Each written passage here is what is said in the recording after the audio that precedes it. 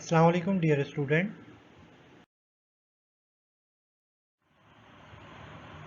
Today's student learning outcomes are implicit and explicit typecasting, escape sequence and manipulators. Now typecasting, it is used in C++ or any other language to convert data type from one type to another.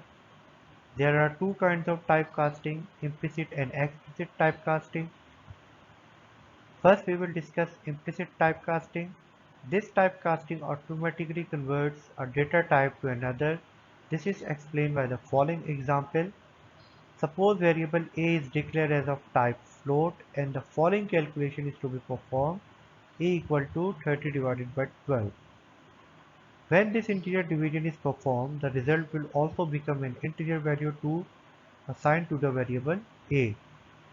If one or both of the integer constants are converted to floating point constant 30.0 or 12.0, this will perform division using floating point. In this case, the result produced will be 2.5 and it will be assigned to variable a. This is an example of implicit typecasting. Here is a program in C++. You can see on the screen. Hash include IOStream using namespace std semicolon. This is the main function call. Starting of main function with curly bracket. Now we have declared a variable a as float data type and the value of a initially assigned is 30 divided by 12. So if we print using cout statement, then the result will be 2.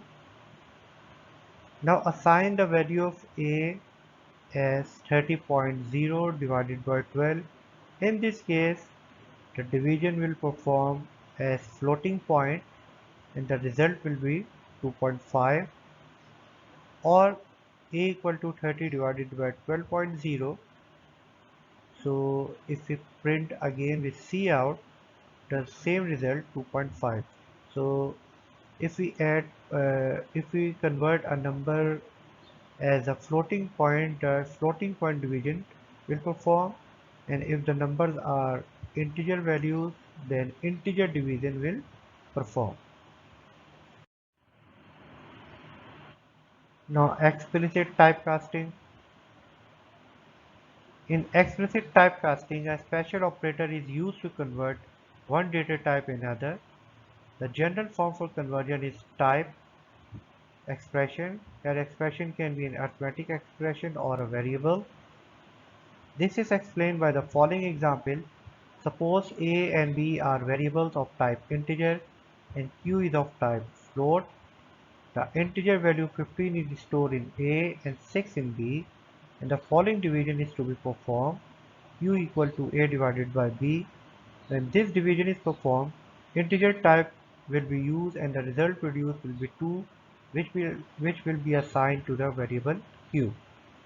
To obtain correct result or in floating point, typecasting should be used to convert at least one of the operand to type float as given: q equal to float, which is the data type in which we convert the result of expression, a divided by b. Now first the value stored in a will be converted to type float and then the division will be performed. The floating point type will be used and the correct result 2.5 will be produced, which will be assigned to q. This is an example of explicit typecasting. You can see the program written in C++ on the screen. So here we have declared two variables a and b of integer type and one variable q as of float data type. So assign value 15 to a and 6 to b. Now q equal to a divided by b. If we print value of q using cout statement, the result becomes 2 because it will calculate or it will use integer division.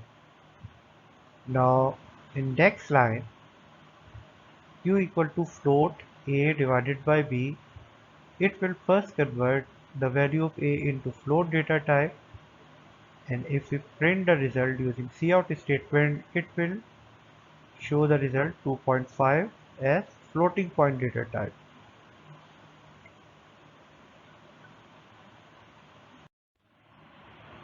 Now discuss space sequence. These are special characters used to control the output look on output devices. These characters are not printed and used inside the output statement. An escape sequence begins with a backslash followed by a code character. Escape sequences are used for special purposes in programming, such as to begin printing on the next line, to issue a tab, to print a special character at extra. These are the list of few escape sequences available in C++. Backslash A, it produces alert beep. Backslash B, move cursor backward by one position. Backslash N, move cursor to the beginning of next line. Backslash R, move cursor to the beginning of current line. Backslash T, move cursor to the next horizontal tabular position. Double backslash produces a backslash in output. Backslash single quote produces a single quote. Backslash double quote produces a double quote.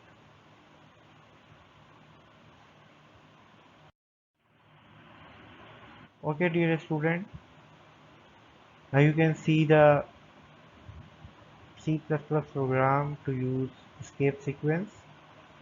So here we print a message. There are many versions of Android system, and before printing these lines we have inserted new line by using backslash n. At the end we use end line. So the purpose of end line and backslash n is same for inserting new line in our program. And here is the output. You can see a new line. For there are many versions of an Android system is printed on next line due to backslash n.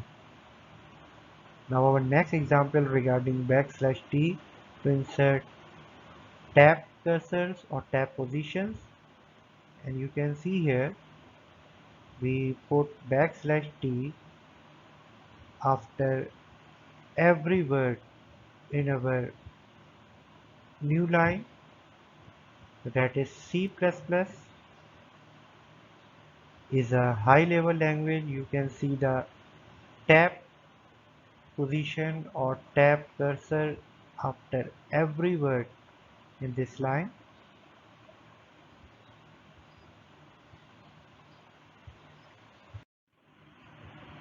The manipulators. The manipulator is a command in C++ that is used for formatted output. It modifies the output in various ways. There are many manipulators available in C++. The most commonly used manipulators are endline and setw. The iomanip.h header file should be included when manipulators are used in a program. Only the endline manipulator can be used without using iomanip.h file. The endline manipulator has the same function as the backslash and escape sequence. It causes a line insert in the cout statement so that the subsequent text is displayed on the next line. The setw manipulator. The setw manipulator is used in output statement to set the minimum field weight. It has the general form setwn. Here n is an integer value that causes the number or text that follow to be printed with a field width of n characters. The number or text is right justified within the set field width. It is commonly used in program to align number or text on output. Okay, dear student, you can see the use of manipulator in C++. You can see the program on the screen.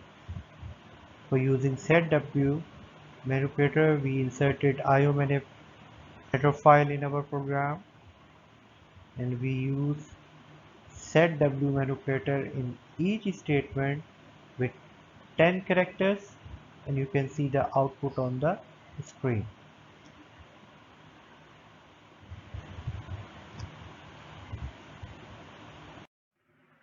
Okay, dear student, that is the end of today's lecture. Now it's your turn. Challenge yourself. You can see few questions on the screen which are based on today's lecture. Kindly solve them. Thank you.